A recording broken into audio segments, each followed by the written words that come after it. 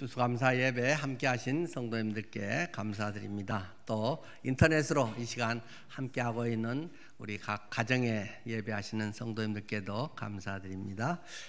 오늘은 누가복음 17장 11절에서 19절 말씀을 본문으로 엎드려 감사한 사마리아 사람, 이런 제목으로 말씀을 전하겠습니다. 엎드려 감사한 사마리아 사람. 누가복음 17장 11절부터 제가 읽겠습니다. 예수께서 예루살렘으로 가실 때 사마리아와 갈릴리 사이를 지나가시다가 한 마을에 들어가시니 나병 환자 10명이 예수를 만나 멀리 서서 소리를 높여 이르되 예수 선생님이여 우리를 불쌍히 여기소서 하거늘 보시고 이르시되 가서 제사장들에게 너희 몸을 보이라 하셨더니 그들이 가다가 깨끗함을 받은지라. 그 중에 한 사람이 자기가 나은 것을 보고 큰 소리로 하나님께 영광을 돌리며 돌아와 예수의 발 아래 엎드려 감사하니 그는 사마리아 사람이라. 예수께서 대답하여 이르시되 10사람이 다 깨끗함을 받지 아니하였느냐? 그 9은 어디 있느냐? 이 이방인 외에는 하나님께 영광을 돌리러 돌아온 자가 없느냐 하시고 그에게 이르시되 일어나 가라. 내 믿음이 너를 구원하였느니라 하시더라. 아멘. 지난주 설교는 복음 이야기와 마리아 이야기, 그런 제목으로 거룩한 낭비에 대한 말씀을 드렸습니다. 우리의 삶에서 남과의 보통 합리적으로 논리적으로 하는 것은 매우 필요하고 또 그런 가운데 우리는 살아가고 있는 것이 분명한 사실입니다. 그러나 정말 가까운 경우 가족이라든가 뗄 수 없는 그런 관계에서는 이런 합리성, 논리성을 뛰어넘는 것이 우리들의 삶의 본 모습이다 하는 말씀도 드렸습니다. 우리의 가정생활에서 엄친아 이웃집에 누구하고 비교해서 밥을 준다거나 안 준다거나 또 뭐 학비를 대주거나 안 대주거나 그러지는 않잖아요. 어려울수록 더 함께하고 장애가 있을수록 더 시간 내서 오히려 그 아이를 돌보기도 하고, 우리의 가정이라고 하는 것은 합리성, 논리성을 뛰어넘어서 사랑의 공동체이기 때문에 그 다른 것으로 평가할 수 없는 그 큰 것이 사랑이라고 하는 이름의 사랑과 믿음의 공동체인 가정은 얼마든지 그것을 뛰어넘을 수 있고 그럴 때 진짜 더 기쁜 법이라는 것을 경험하고 있습니다. 그러나 거룩한 낭비의 가장 본보기는 무엇이겠습니까? 예수 그리스도이십니다. 예수님은 합리성을 따졌으면 우리 같은 사람을 구원하겠습니까? 저 같은 사람을 이렇게 구원해서 써먹으려고 하시겠습니까? 우리가 아직 죄인 되었을 때 그리스도께서 우리를 사랑하셨다. 그래서 우리를 위해서 십자가에서 죽으시고 부활하셨다. 복음의 가장 핵심인 뭔가 싹이 좀 보일 때, 할 만한 뭐가 있을 때, 쓸만한 뭔 거리가 있을 때, 이런 거하고는 전혀 상관없이 성경은 우리의 상태에 대해서 한마디, 우리가 아직 죄인인 그대로 그 상태에 있을 때에 하나님께서 우리를 사랑하셔서 구원하셨다라는 것을 말하고 있습니다. 그래서 가끔 예수를 바보다라고 칭하는 것이 많잖아요. 바보 예수. 뭐 신달자 씨의 에세이집도 있고 또 서울대 김병종 교수, 그 미대 교수죠. 그림도 잘 그리고 글도 아주 잘 쓰시던데요.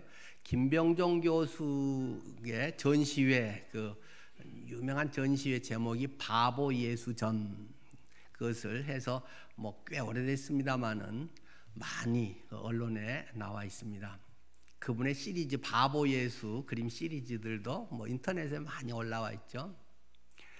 아무리 생각해도 예수는 바보다.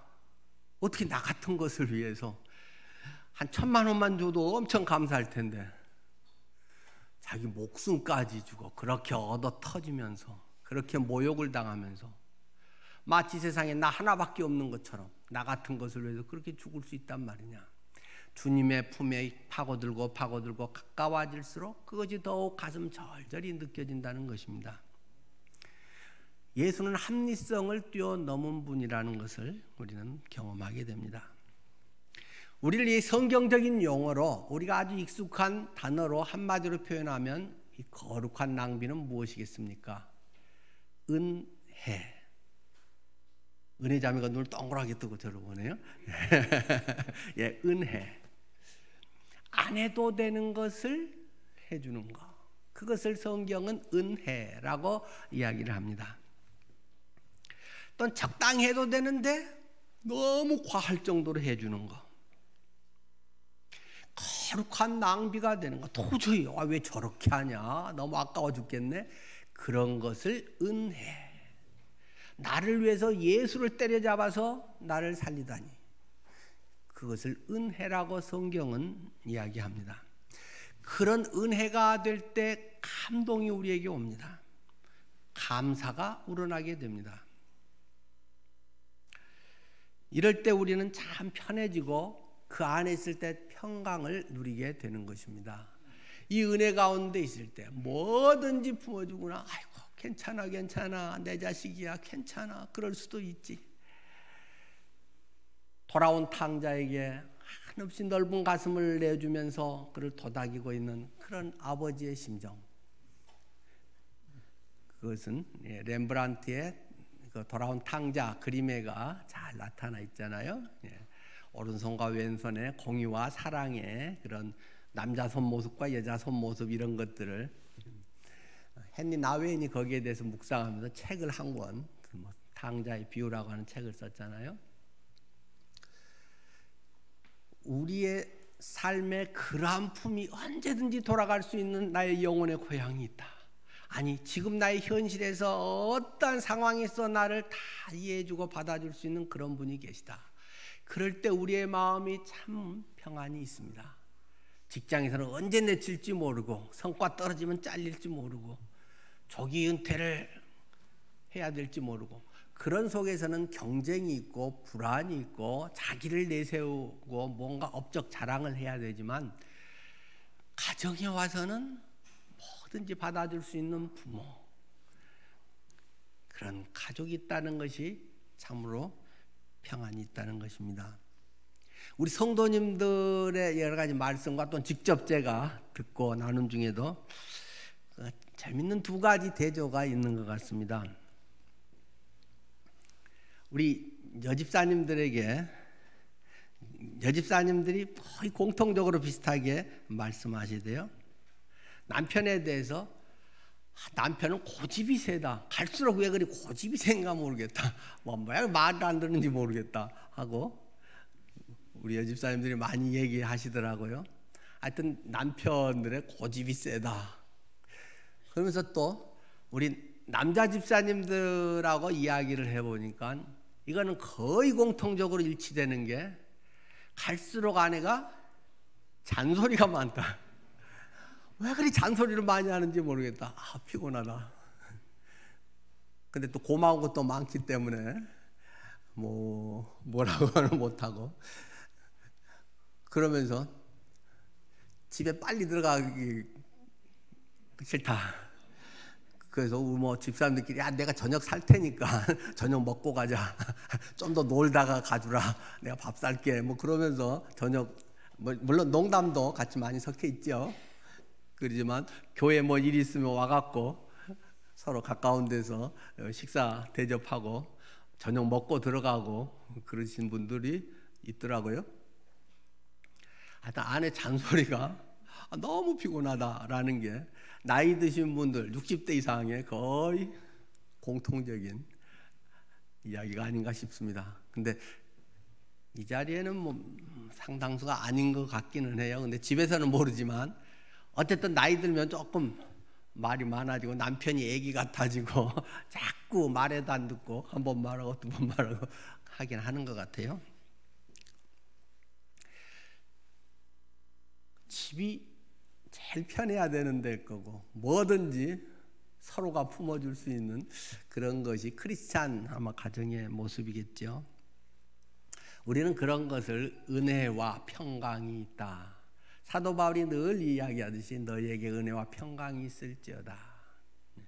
세상의 기준, 어떤 나의 방식에 대한 요구 이런 걸 넘어서 주님의 마음으로 늘 받으려고 하는 그런 것이 또 크리스찬의 행복한 가정, 빨리 집에 가고 싶은 그런 또 마음이 되지 않을까 싶긴 합니다. 자, 오늘 본문 설명으로 더 들어가 보겠습니다. 오늘 본문은 뭐 굉장히 단순한 내용이고 우리가 뭐 익히 알고 있는 내용입니다. 그런데 오늘 본문의 내용은 유일하게 누가복음에만 기록되어 있는 사건입니다. 누가복음에만 기록되어 있는 사건이다. 혹시 성경 공부를 하신 분들이 이 말을 하면 딱 감이 뭔가 올지 모르겠어요. 누가복음에만 있다. 누가복음의 특징이 뭐지? 하면서 누가복음을 기록한 누가, 이방인이었던 누가, 이방인에 대해서, 소외된 자에 대해서, 가난하고 약한 사람에 대해서 상당히 따뜻한 시선을 보내는 관점에서 누가복음이 기록되어 있다라는 것을 우리는 사복음서 비교, 대조 공부에서 많이 배웠습니다. 거기에서 이 누가복음에만 이 사건이 지금 기록되어 있는 것을 좀 주목할 필요가 있다는 것입니다. 절박한 현실 상황에 놓여 있습니다. 그들의 지금 모습이라고 하는 것은 나병 환자라고 하는 것입니다. 희귀병, 난치병, 평생 못 고칠 병 또는 천벌받은 병이라고 여겨졌던 또는 그 사람들을 격리시켜서 가족하고도 살 수 없게 했던 그 병, 가장 심한 당시에 천형의 병이라고 하는 나병 환자들이 10명의 모임 그룹이 있었다는 것입니다. 그들이 예수가 오신다는 소식을 듣고 예수께 나옵니다. 그러나 바짝 오지는 못하고 격리해야 되니까 너무 가까이 오면 처벌의 대상이기 때문에 오늘 성경 본문에도 12절이죠. 한 마을에 예수님께 들어가시니까 나병 환자 10명이 예수를 만나 멀리 서서, 이 사회적 제도, 구속에 대한 것을 뛰어넘을 수 없죠. 넘어서는 곤란해지죠. 멀리 서서, 그러나 그가 할 수 있는 건 무엇이겠습니까? 소리를 높이는 것입니다.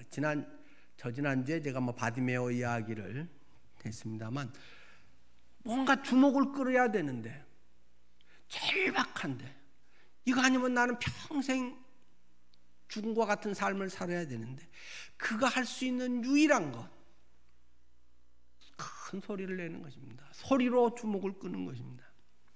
간절함을 표현하는 것이죠. 예수 선생님이여 우리를 불쌍히 여기소서. 나 좀 봐주세요. 나를 짠하게 여겨주세요. 나는 불쌍한 인생입니다. 그것이 그들의 정직한 고백이고 주님께 나오는 사람들의 태도라고 하는 것입니다. 그래서 예수님께서 제사장에게 네 몸을 가서 보여줘라. 근데 길을 가는 중간에 깜짝 놀랄 일이 생겼다는 것입니다. 너 코가 삐뚤어졌는데 갑자기 성형수술이 됐어. 너 여기 썩었는데 살이 올라버렸네. 전에는 걸어도 신경이 무뎌져 가지고 하나도 감각이 없었는데 돌을 밟았더니 내 발이 찔려서 아파. 신경이 살아났어. 사람들이 가다가 니도 하면서 이야기를 했다는 것입니다. 자기보다도 오히려 남이 그것을 더 잘 아는 거잖아요. 네 얼굴이 이렇게 변했네 하면서 이야기를 해서 10명이 깜짝 놀라고 엄청 기뻐했다는 것입니다. 다 깨끗함을 입어서 다 너무나 기뻐하고 감사하면서 갔는데 그 중에 한 명이 다시 예수님께 돌아와서 예수님께 너무 감사합니다. 감사의 표현을 했다는 것입니다. 그런데 성경 것을 일부러 굉장히 의미 있게 밝히고 있는 것이 그 사람이 사마리아 사람이었다. 10명 중에 90%는 아니고 90%는 각자 그냥 자기식으로 살고 남 사니까 남 집사님 그러니까 뭐 누구는 그러고 뭐 이렇게 사는데 그 중에 10%인 한 명은 그거하고 상관없이 거슬러서 자기의 심령에 자기의 마음을 고스란히 주님께 돌아와서 표현을 했는데 그가 하필이면 사마리아인이다. 사마리아인이 그러더라 하는 거 굉장히 특이해서 말씀을 하셨다는 것입니다. 자, 그래서 일단 그것이 전체적인 그 스토리고 거기에서 성경이 간접적으로 굉장히 진하게 암시하는 것은 나머지 9명은 유대인이었다. 지금 그 말을 직접은 표현 안 하지만 이 성경의 그 말투나 여러 가지 내용에서 나머지 9명 유대인이었는데 그 사람들은 다 그냥 갔고 사마리아인인 한 명은 왔다. 지금 그것을 이야기하려고 하는 것입니다. 이 나병 환자였던 이 사마리아 사람의 감사 행위 속에서 우리는 세 가지를 보게 됩니다. 첫 번째로 믿음의 주인공은 의외로 생각하지 못한 사람이 될 수도 있다.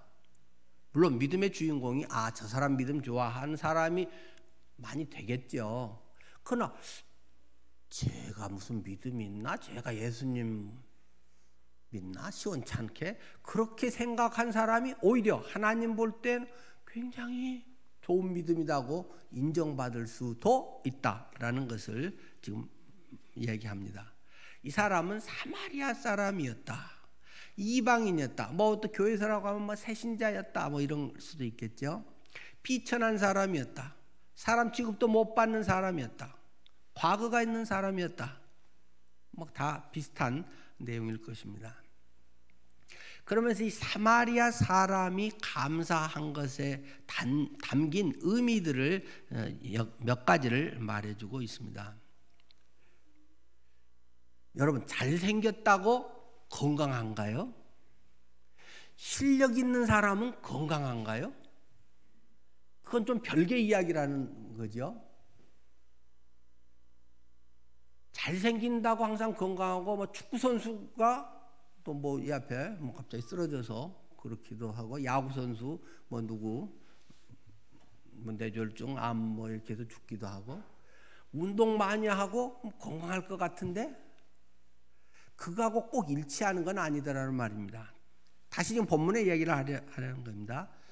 유대인과 이방인의 대조를 우리에게 제시해주고 있습니다. 유대인이 당연히 신앙이 더 좋아야 할 것 같은데 그 조상이 아브라함이고 예수님의 또 후손들이기도 하고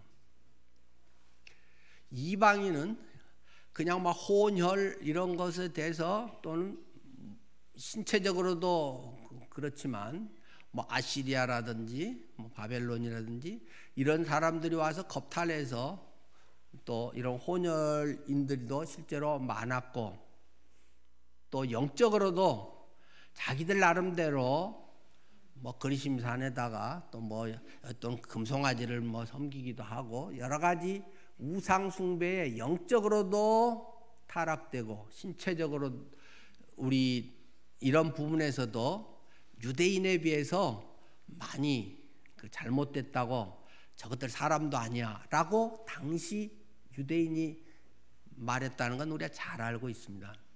그래서 당연히 적어도 신앙 면에서는 유대인의 신앙이 훌륭해야 되고 탁월해야 되는데 한 명 돌아가는데 그 사람은 사마리아인이다 라는 것을 누가는 굉장히 강조를 하고 있다는 것입니다. 꼭 유대인이라든가 이방인 어떤 신분이나 직분이나 그것 자체가 신앙의 질, 신앙의 성숙도를 말하는 것은 아니다. 지금 그것을 보여주고 싶은 것이죠. 또 긴 연륜과 짧은 연륜, 예수 믿은 지 오래됐다. 그거하고 믿은 지 얼마 안 됐다. 꼭 오래 믿었으니까 신앙이 좋고 성숙하냐?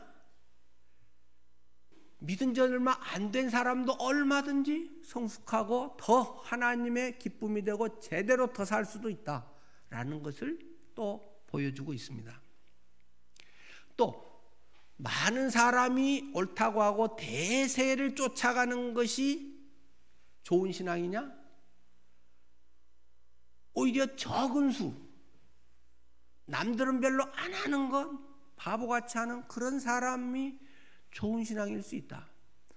90%의 이 사람들은 치료를 받고 갔지만 한 명은 주님께 돌아왔다. 옆에 집사님이 어떻게 하고 우리 교회가 어떻게 왔고 그것과 상관없이 주님에 대한 사랑, 감사가 내 마음속에 있으면 그냥 순수하게 나는 그것을 하나님 앞에, 주님 앞에 할 뿐인 거지. 남들이 요만큼 하니까 내가 이렇게 하고 저렇게 하고 그것은 신앙의 본 모습과는 별개의 문제다. 또 하나는 큰 혜택을 받은 것과 작은 혜택을 받은 것이 꼭 성숙과 비례하지는 않는다는 것입니다. 뇌졸중 치료를 받은 사람의 감사가 감기 치료받은 사람의 감사보다 꼭 크게 나타난 것은 아니라는 것입니다. 그 당시는 엄청 감사하지만 조금 지나고 나면 옛날이나 별 차이가 없이 돼버릴 가능성이 있다는 것입니다.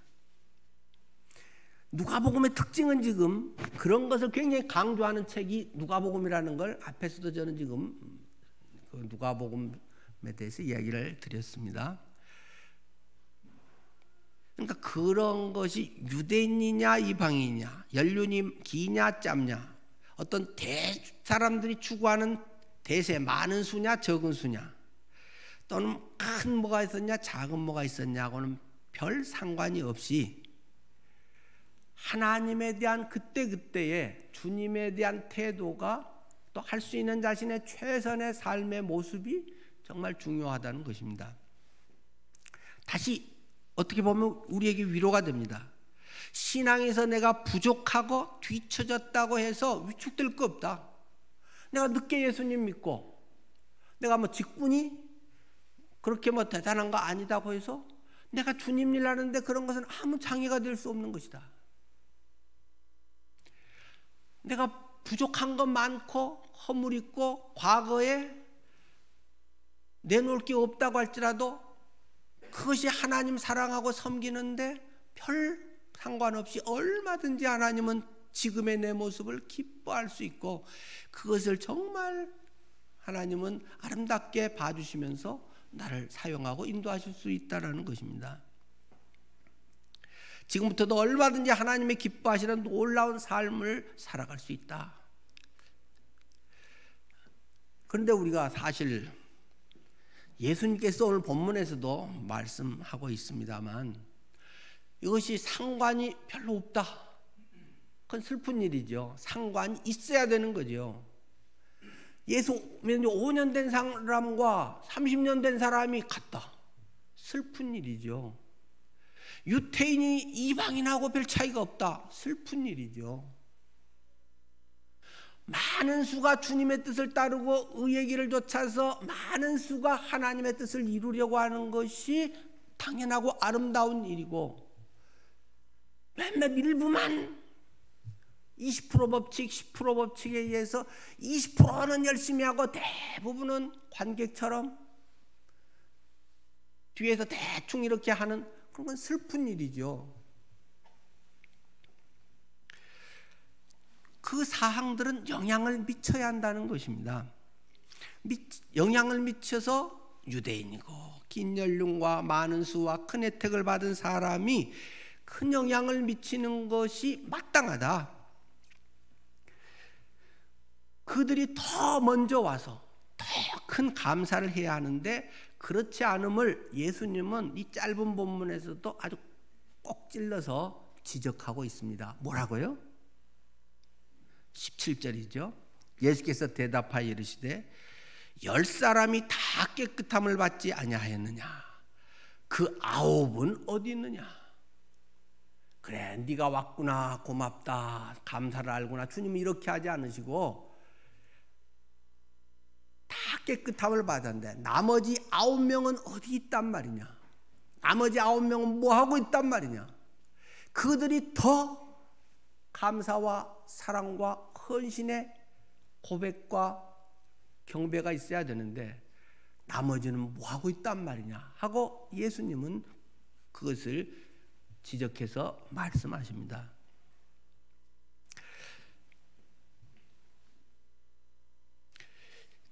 두 번째는 은혜를 입은 사람은 감사하며 하나님을 영화롭게 해야 한다는 점을 또 강조하고 있습니다.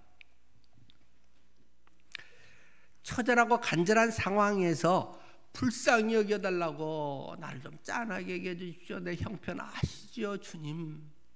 누구한테도 말 못하는 이 처절함 아시죠. 주님 앞에 그들은 간구를 했습니다. 우리의 어려운 상황에 기도를 해야 됩니다. 기도는 능력입니다. 기도하면 하나님이 이루어 주신 걸 많이 경험하게 됩니다. 그러나 대부분의 경우는 90%는 그냥 그것으로 끝이라는 것입니다. 아파요. 낫게 해주세요. 돈 빨리 안 막으면 나는 큰일 나요. 우리 애기가 지금 이런 상황에 있어요. 간절히 애타는 마음으로 기도해서 이루어지면 얼마간 감사합니다. 주님 그냥 끝이고 옛날 삶이나 1년 전이나 전의 모습과 별 차이가 없는 그런 모습으로 대부분은 다 돌아가 버리고 만다는 것이죠. 그러나 이 사마리아 사람은 감사했다라는 걸 계속 강조하는 것입니다. 어떻게 감사를 하는 것입니까? 돈 들이고 시간 들이면서 감사하는 것이다.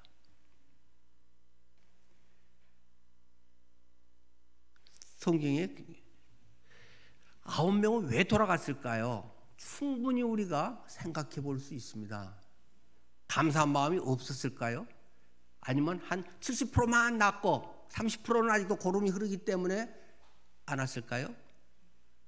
주님께서 다 깨끗함을 입지 않았느냐? 10명이 100% 다 나왔다. 근데 아마 그 사람들 만나서 인터뷰하면 충분한 이야기가 있으리라고 저는 생각합니다. 와, 낫다. 평생 내 가슴에 한이었던 이게 해결됐어. 보고 싶은 가족에게 한시라도 빨리 가서 이 기쁜 소식을 전하고, 야, 내가 낫어. 돌아왔어. 어머니, 저를 위해 얼마나 마음 아파하고 기도하셨어요. 기도 응답으로 제가 이렇게 나았어요. 깨끗해졌어요. 어머니에게 빨리 보여주고 싶은 사람이 있었겠죠. 아니면 늦게 나병 환자가 된 사람은 결혼하고 자식도 있고 그런데 격리돼서 만날 수도 없고 오랫동안 이렇게 했는데, 야, 우리 애는 내가 살펴주지도 못했는데 얼마나 컸을까. 내 아내는 얼마나 2000년 전 그때 여자가 벌이할 것도 거의 없고 아주 3대 업종이나 일해야 되는 그때 얼마나 고생하면서 내 아내가 고생했을까. 빨리 가서 아내 안아줘야지. 빨리 아빠가 이제 이렇게 돌아왔다고 말해야지. 그런 마음이 얼마나 솟구쳤을까요? 또 한편은 가면서도, 야, 너무 좋은데 근데 앞으로 뭘 해먹고 살지? 경단남이 됐는데 그 전에 뭐 했던 것도 다 이제는 할 수도 없고 나이는 먹었고 요즘같이 어려운 때 뭘 해먹고 살 수 있지? 가장의 책임을 하지? 늙으신 어머님은 어떻게 이제는 사람 노릇하며 봉양할지? 왜 그런 생각을 안 하겠습니까? 또 예수님께서도 가서 제사장에게 보여줘라. 그래서 예수님께 제사장에게 완치 판정을 받아라. 그렇게 말씀하셨지. 그 다음에 돌아와서 나한테 다시 확증 도장을 찍어라. 이야기하라. 그런 말 하시지 않았습니다. 제사장한테 가서 보여줘라. 당연히 보여줬겠죠. 그렇지 않으면 사회 일원으로 복귀할 수가 없는 이 율법의 시스템에 있기 때문에 제사장에겐 다 당연히 가지만 꼭 오라고는 안 했는데 굳이 여기서 한 100m쯤 가다가 했으면 오기가 쉬웠겠지만 어떠면 뭐 한나절 뭐 또는 뭐 얼마나 많이 걸렸는지 알 수 없지만 많이 갔으면 이게 돌아오는 게 쉽지는 않을 것입니다. 그래, 너무 감사하다. 마음으로 감사하며 평생 내가 이걸 잊지 않고 살아가야지. 적어도 그 정도는 했지 않을까요? 그런 마음도 안 가진 그런 사람들은 아니었을 거예요. 마음으로 정말 내가 감사하면서 이 감사를 품고 살아야지. 적어도 19명도 그랬겠죠. 그러나 감사는 시간 들여가면서 왔던 길을 다시 돌아가는 거.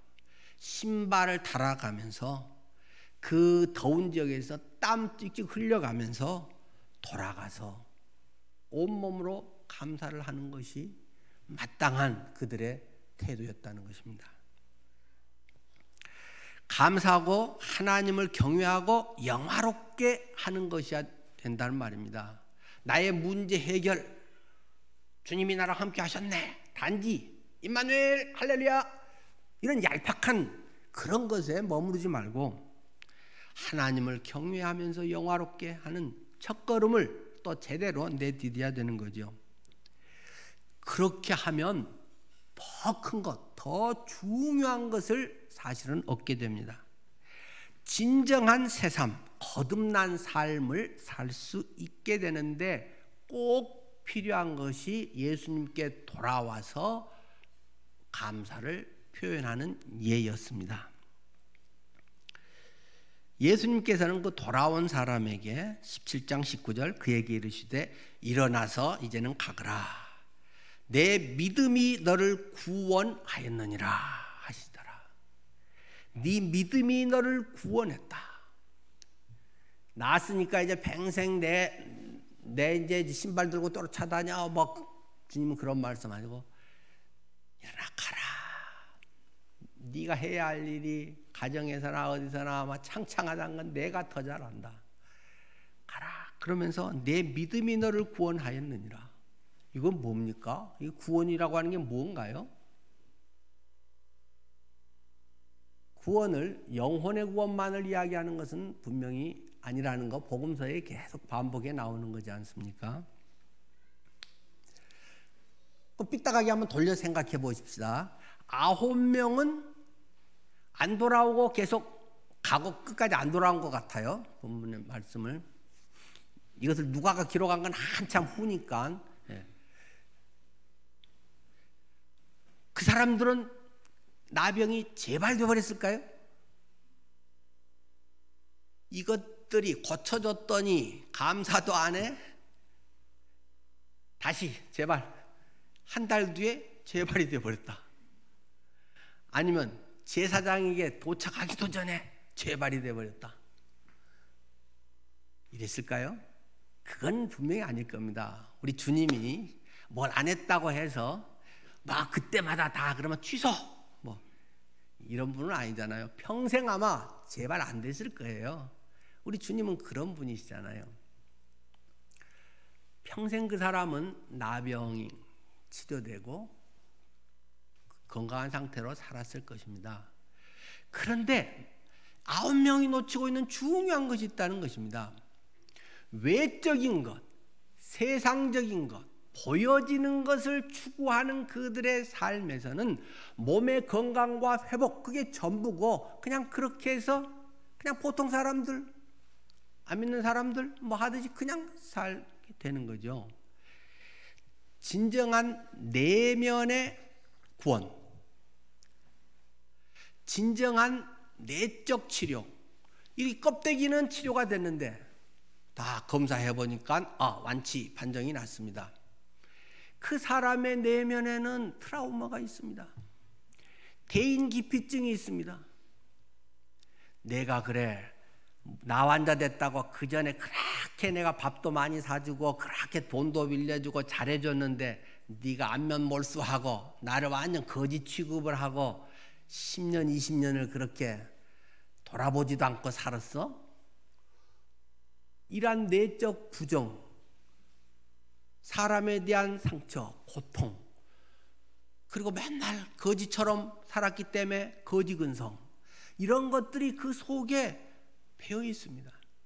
껍데기는 치료되고 멋있어요, 뭐가 훌륭해요, 대단해요, 성공했어요 뭐 한데 내면에는 역시 불안함과 참 평안과 그리스도로 인한 참 만족과 회복이 없습니다.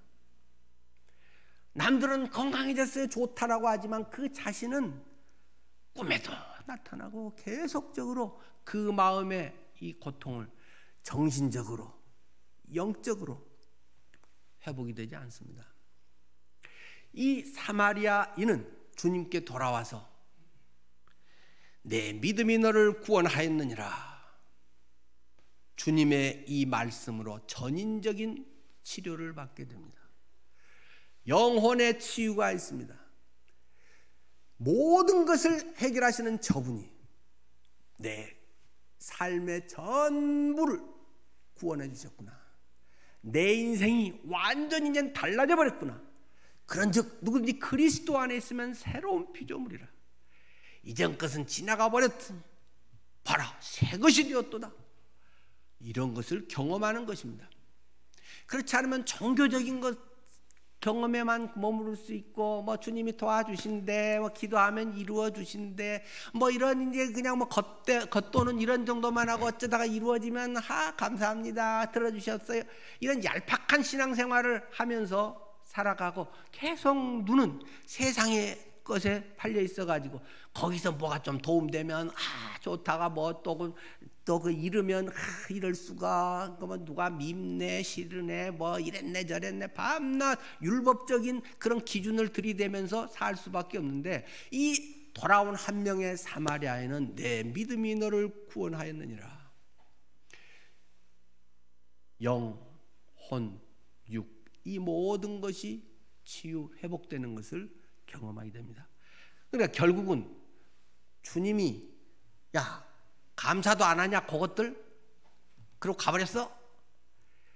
그거 배신감이나 속상해서가 아니라 그 사람을 온전케 해주기 위해서 이러한 감사, 주님 앞에 돌아와서 주님과 함께하기를 바란다는 것입니다. 감사는 남을 위해서 해준 것 같았는데 결과는 자신을 위해 진정으로 자기를 위해서 자기를 유익하게 하는 것이 감사였음을 이 한 명 사마리아인은 경험했다는 것입니다. 세 번째는 예수님이 하시는 일은 하나님의 일이고 하나님은 메시아이심을 보여주는 말씀의 내용입니다. 15절이죠. 그 중에 한 사람이 자기가 낳은 것을 보고 큰 소리로 하나님께 영광을 돌리며 돌아와 예수의 발 아래 엎드려 감사하니 그는 사마리아 사람이라. 발 아래 엎드려 이 사람이 감사를 했다라고 말합니다. 여기서 엎드려 감사했다. 감사라고 하는 단어가 뭐 우리하고도 비슷하지만 특별히 이제 여기 뭐 이거 말해봐야 소용도 없는 거지만은 하여튼 뭐 유카리스테오라고 하는 이 헬라어 단어를 부득이 여기서는 쓰는데 신약 성경에는 37번 이 단어가 사용이 됩니다. 근데 유카리스테오라고 하는 단어는 100%가 다 37번이 하나님을 향한 감사인 경우에만 쓰이고 있습니다. 감사하다, 좋다, 내 문제 해결됐으니까 이런 것을 넘어서 한 차원 넘어서 하나님을 향해 그 감사가 같다는 것입니다. 다시 이야기하면 하나님이심을 깨달았다는 말입니다. 그래서 그가 하는 행동이 발 아래 엎드려 그런 감사를 할 수 있었다라는 것이죠. 하나님께 경배하는 예를 행했다. 폭 엎드려서 날 잡아 잡수세요. 이젠 당신 마음대로 하세요. 그런 감사를 온몸으로 했다고 지금 성경은 우리에게 말하고 있는 것입니다.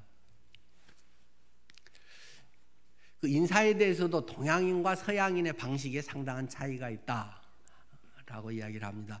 아마 이어령 교수가 이걸 재밌게 대조로 얘기했던 거 아닌가 싶은데요. 동양인은 감사나 상대방이 인사할 때 이렇게 고개를 숙여서 이렇게 감사합니다 하잖아요. 근데 서양인은 어떻게 합니까? 미스터 킴 반가워요 이렇게 악수를 하잖아요. 그것은 굉장한 차이가 있는 것이다 라고 설명을 하대요. 고개를 숙인다는 것은 뭐냐? 고개를 숙이면서 고개를 하면서 이렇게 하는 사람은 없잖아요. 눈은 상대방을 뚫어지게 보면서 허리만 숙이는 거, 이거는 우리의 버릇없다. 너는 인사 잘 못한다고 하겠죠. 눈을 내리 깔고 상대방을 보지 않고 고개를 숙입니다. 하여튼 그분은 그렇게 설명하대요. 나를 당신께 맡기면 내 목을 쳐도 좋습니다. 고개 숙인 동안에 상대방이 무슨 짓을 할지 내가 어떻게 알겠어요? 갑자기 뭘 꺼내 갖고 날 할지 난 당신께 맡깁니다. 나는 당신은 그만큼 존경합니다. 존중합니다. 그게 이 동양인의 절하는 인사라고 그러네요. 근데 악수하는 건 상대방 눈을 똑바로 쳐다보고 손 내밀어서 악수하는 거죠. 이 사람이 뭔 짓을 할지 모르죠. 갑자기 총을 꺼내서 그냥 팍 나를 쏴을지, 서부의 사나이가 될지, 아니면 중세시대 같이 칼을 차고 기사들이 고개 숙이면 언제 목을 내려칠지 적으로 돌변할지 모르기 때문에 딱 보면서 이게 악수를 한다 하고 하여튼 유명한 분이 책에서랑 그렇게 쓰고 이야기하니까 그것도 일리는 있네 하는 생각이 듭니다. 근데 이 사람은 예수의 발 아래에 엎드려 아주 계속 최하의 바닥의 이야기를 하잖아요. 몸에서도 제일 아래 발 앞에라고 표현도 안 하고 사실 그게 그거겠지만 아래에라는 굳이 이런 표현을 우리 번역이 더 하지만 엎드려 그냥 무릎 꿇고 정도만도 아니고 그리고 감사하니 이는 사마리아 사람이라. 그러면서 결론도 이 사람은 사마리아 사람. 사마리아 사람이 이렇게 했어. 사마리아 사람은 이래. 유대인 니들은 이런 것도 굉장히 복합적으로 담겨 있겠죠. 어떻게 사람한테 완전히 날 잡아 잡두세요 하고 발 아래 엎드려서 하겠어요. 상사가 직장 승진이나 시켜달라고 아부나 하고 혹시 그런 사람은 모르지만 하나님이심을 알았다는 것입니다. 한순간에 나병 환자인 나를 고치신 분은 하나님이십니다. 당신은 하나님의 사람, 하나님의 일을 하고 메시아입니다 라는 것을 그 사람은 새신자라서 신학적으로 성경적 용어로 또박또박 표현을 잘 못하지만 그의 온 삶을 통해서 발 아래 엎드려 라는 것 속에 자기의 모든 것을 고스란히 표현하고 있는 것입니다. 수많은 유대인들은 말로 어떻게 다 해서 떼고 감사하지 평생 감사하고 생명 은인이야 라고는 하는데 그냥 그게 끝이라는 것입니다. 하나님이 어떻고 이런 거보다 내가 고침받았어. 내가 예수 믿어서 잘 살게 됐어. 그런 것이 그의 간증이고 주님이 축복하셨어. 맨날 이런 수준에 머무른다는 것입니다. 당신은 하나님이십니다. 날 잡아 잡수세요. 뭘 해도 당신이 하라는 거 다 할게요. 당신이 나의 주인이세요. 나의 완전히 멸망 같은 저주의 인생이 새로워졌습니다. 그런 고백이 이 모든 것 속에 다 농축되어 있는 표현들입니다. 여러분의 닥친 많은 어려운 문제 속에서 하나님의 손길을 깨닫고 계십니까? 나의 삶의 목적이 내가 예배하고 기도하고 열심히 성경 읽고 하는 모든 것이 하나님 안에서 의미가 발견되고 하나님을 경험하게 되는 역사입니까? 그렇지 않다면 고난은 고생일 뿐이고 기껏 고생하고도 별 유익이 없습니다. 9명의 나병 환자들처럼 일시적으로 문제 해결에 인해서 스쳐가는 감사, 스쳐가는 기쁨에 불과한 것이고, 또 다른 속에 문제 속에 계속 인생은 파도가 밀려오고 밀려가듯이 문제는 항상 있고, 나이 들면 항상 더 아파지고 항상 외로워지고 우리의 돈 떨어지고 뭐 배신감 더 많이 느끼고, 우리의 삶은 계속 어려움이 더 많아질 수밖에 없는 것이 당연한 우리의 인생의 삶에 계속 옛 추억이나 생각하고, 그때는 이랬는데 저것들이 나한테 얻어먹을 때는 잘했는데 뭐 이런 식으로 지가 나한테 그럴 수 있어, 밤낮 그런 거나 하면서 그냥 죽는 것입니다. 아무런 소망도 없고, 예수를 믿는다고 하고 유대인이고 모태신자고 또는 뭐고 뭐 목사고 전도사고 뭐고 뭐 집사고 직분하고 아무 상관없이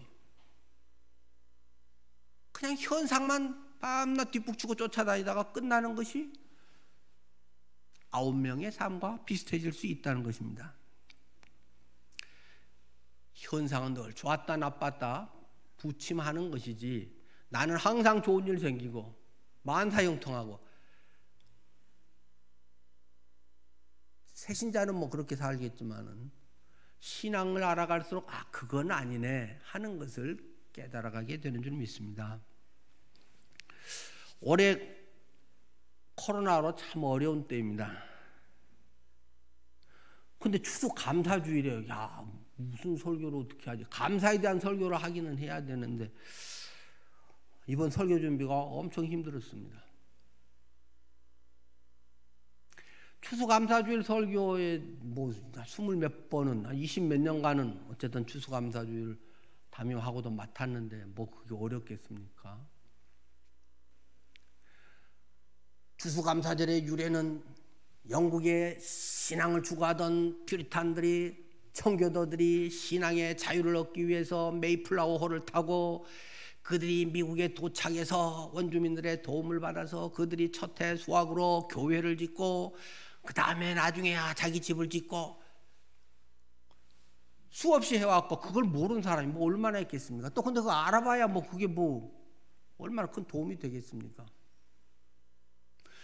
코로나로 지금 이렇게 어렵고 뭐 또 제대로 내 생각까지 할 수 있는 것도 별로 없는 이때 무조건 감사합시다. 감사하면 하나님의 은혜가 있습니다. 하나님의 섭리가 있습니다. 이렇게만 얘기하는 것도 너무 무책임한 설교 아닌가, 그런 생각이 자꾸 듭니다.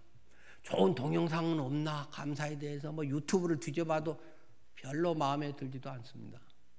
좋은 감동적인 감사의 예화가 없나 뒤져봐도 뭐 그게 그거 또는 뭐 있어도 뭐 그거 하도 많이 써먹어가지고 식상한 그런 것들이 많고, 그래도 번쩍제게 드는 생각이 있었습니다. 감사는 아주 가까운 데 있는 것인데, 감사는 예수 그리스도의 십자가와 부활에 있는 것이다.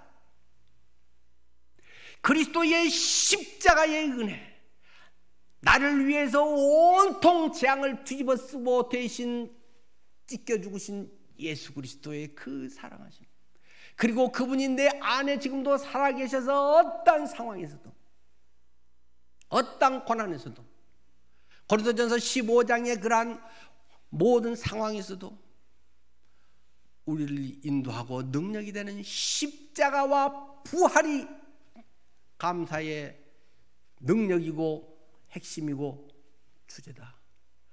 너무 뻔한 소리, 너무 잘 아는 그것을 오히려 놓치고 있는 건 아닌가. 올해 주님이 내게, 남들은 직장 잘리는데 안 잘려서 그것을 감사합니다가 감사의 제목이라면 감사한 거지만 너무 약한 거 아닐까요? 우리가 올해 뭐 취직이 되고 또는 결혼을 하고 뭘 어떻게 하고 뭐가 내가 한 것이 돈이 많이 벌리고 그것이 감사의 제목이라면 세상 사람과 무슨 차이가 있겠습니까? 그게 없어지면 원망할 것입니까? 내 상황은 늘 이럴 수도 있고 저럴 수도 있고, 나만 잘 되길 바라는 것은 영적 이기주의일런지 모릅니다. 믿음이 좋으면 항상 잘 된다고요? 거짓말입니다. 늘 이야기하지만 기가 막힌 명설교를 한 스데반은 대교의 담임 목사로 부임한 것이 아니라 그 자리에서 돌마저 순교합니다. 내게 어떤 일이 닥칠는지 알 수 없습니다.